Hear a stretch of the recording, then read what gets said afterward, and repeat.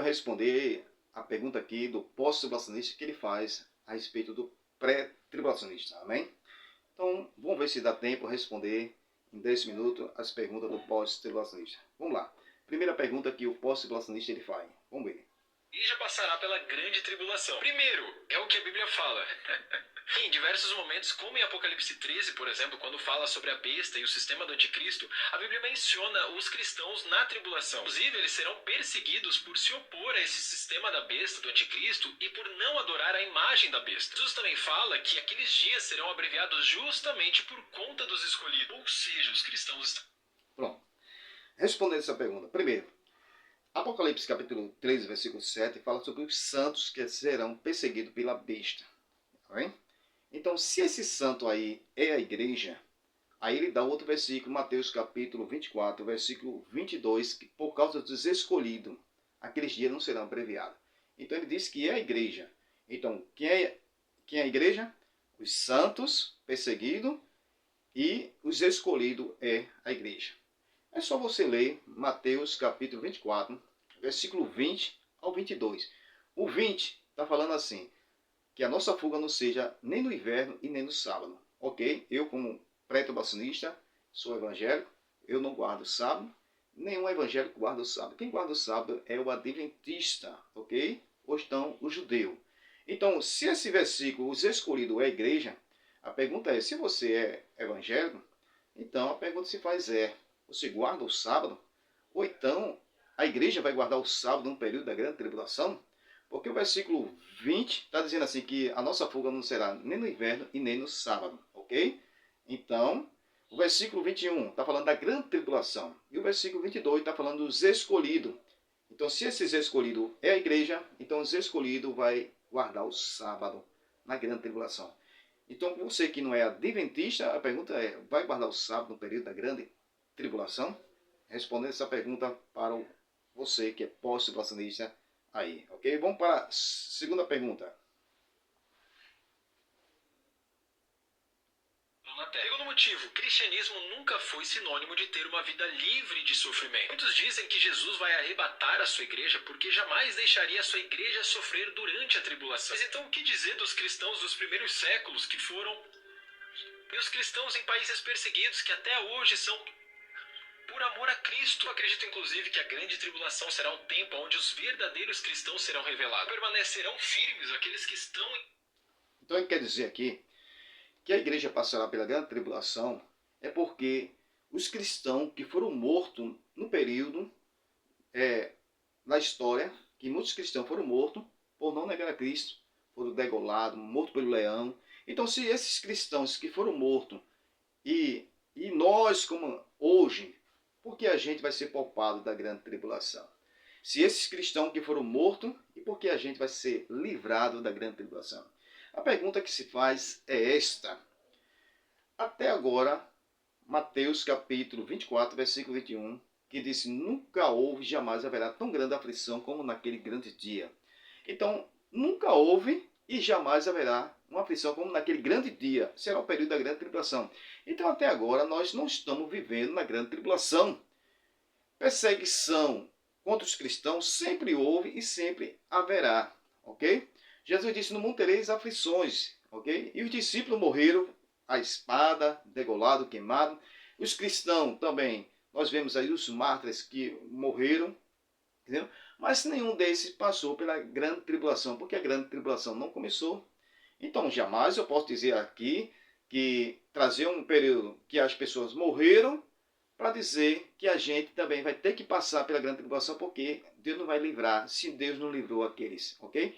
Isso, a questão é se a grande tribulação ainda não começou, ok? Agora vamos ver se a igreja realmente estará no período da grande tribulação. Me mostre um versículo, a igreja aqui no período da grande tribulação. Um versículo. Então, mostra aí que a igreja estará na grande tribulação, ok? Então, analisando essa questão, os santos, os escolhidos, é a igreja? Então, os santos é a igreja? Então, vai guardar o sábado no período da grande tribulação. É só você ler Mateus capítulo 24, versículo 20, que a nossa fuga não será no inverno e nem no sábado. Então, quer dizer que a igreja vai guardar o sábado no período da grande tribulação? Quem guarda o sábado é adventista e eu não sou adventista, eu pergunto se você é adventista. E quem guarda o sábado também é judeu, eu não sou judeu, eu pergunto se você é judeu. Então, se você disser que é a igreja, os santos, que estará no período da grande tribulação, então eu pergunto se vai guardar o sábado no período da grande tribulação, ok? Então, a questão é, a grande tribulação nunca houve, jamais haverá. Então ninguém ainda não passou pela grande tribulação. A igreja está no princípio das dores, não na grande tribulação, ok? Mas nós queremos que a igreja será arrebatada antes da grande tribulação. Vamos continuar respondendo a pergunta. Cristo por amor a ele e não por aquilo que ele pode oferecer ser o retorno visível de Jesus. A Bíblia sempre relaciona o arrebatamento com o retorno de Jesus. Da mesma forma, a Bíblia deixa claro que o retorno de Jesus só vai acontecer depois da tribulação daqueles dias. Além disso, será um evento visível para todos. Todo olho verá. Então não existe essa história de arrebatamento secreto. Pronto, vamos aqui. Então veja só, na visão pré-tribulacionista, que nós cremos que a igreja será arrebatada antes da grande tribulação, então o que acontece? Vamos analisar Mateus capítulo 24, versículo 42. Jesus diz assim, ó, vigiai, porque ninguém sabe o dia, ninguém sabe a hora que há de vir o vosso Senhor. Vigilância, a pergunta que se faz é para hoje ou é para amanhã? É para hoje, ok? Agora, só que na pós-tribulacionista, crê que Jesus só vem depois da grande tribulação, a pergunta é, quantos sinais estão faltando ainda para acontecer a volta do nosso Senhor Jesus?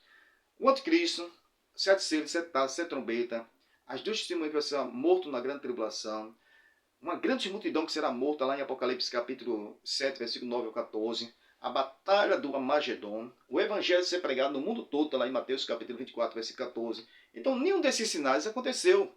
Se não aconteceu, então para que vigiar isso hoje? A pergunta que se faz é, vigilância para a volta de Cristo é para hoje ou é para amanhã? Ok? Então, analisando essa questão, Jesus vai vir visível ou invisível? Vamos analisar. Primeiro, arrebatamento. Nós cremos que o arrebatamento pode acontecer a qualquer momento. No arrebatamento, Jesus vai vir nos ares. A igreja sobe. Os mortos ressuscitam, os vivos transformados vão encontrar o Senhor nos ares. Então, Cristo será invisível para o mundo, porque o mundo não vai ver Cristo. Quem vai ver Cristo é a igreja. Está em primeira carta de João, capítulo 3, versículo 2. Assim como ele é, nós veremos. Então, somente a igreja vai ver Cristo. Então, Cristo para o mundo é invisível. O mundo não vai ver Cristo. Somente a igreja. Porque é o arrebatamento. A qualquer momento, vigilância é para hoje, não é para amanhã. Ok? Agora, quando Jesus vier para Israel, aí sim todos olham o verá. Está lá em Mateus capítulo 24, versículo 29 ao 31. Que Jesus vai vir, todos os olhos verá. Só que aí não será arrebatamento, porque a Bíblia diz em Zacarias capítulo 14, versículo 4 e 5, diz que Jesus vai pisar aqui no Monte das Oliveiras. No arrebatamento, Jesus não pisa aqui no Monte das Oliveiras, a igreja que sobe, ok? Na sua segunda fase, Jesus vem, pisará no Monte das Oliveiras, separar bode e ovelha, está lá em Mateus capítulo 25, versículo 31 a 46. Essa separação é aqui na igreja. Eu faço a pergunta para o pós-tribulacionista. Aonde será esse julgamento das nações entre bode e ovelha, a separação? É no céu ou é na terra? Porque 1 Tessalonicenses capítulo 4, versículos 16 e 17, diz que a igreja será arrebatada junto com os mortos, vai encontrar o Senhor nos ares, ok?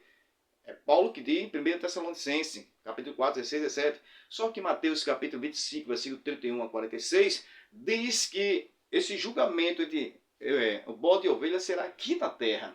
Aí eu pergunto, a igreja vai encontrar o Senhor onde? No céu ou na terra? Ok?